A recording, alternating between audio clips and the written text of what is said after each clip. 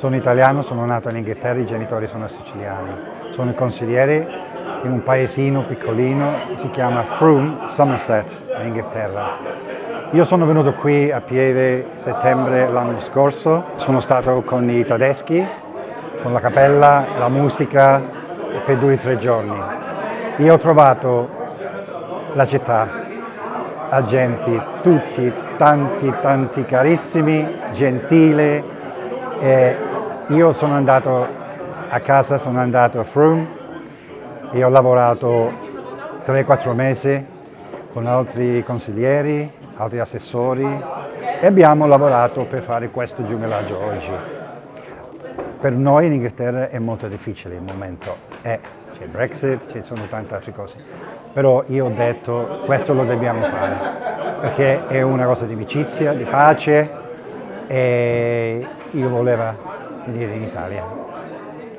E per me è molto importante e anche importante per la gioventù, per gli studenti, per fare l'amicizia, gli studi, la cultura, tutto. It's a great event because it's here we built concrete Europe.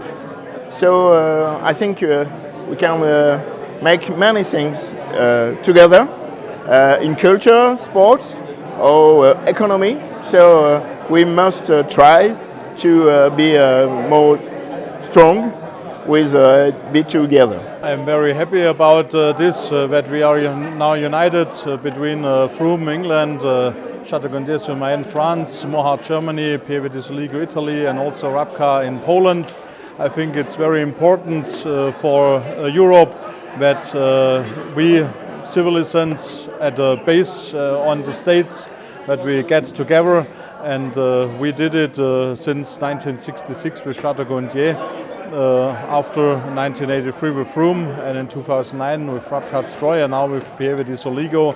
Now we all 5 are in one friendship and one partnership, and I think if you look around in Europe at the actual times, I think it's important, very important to do this.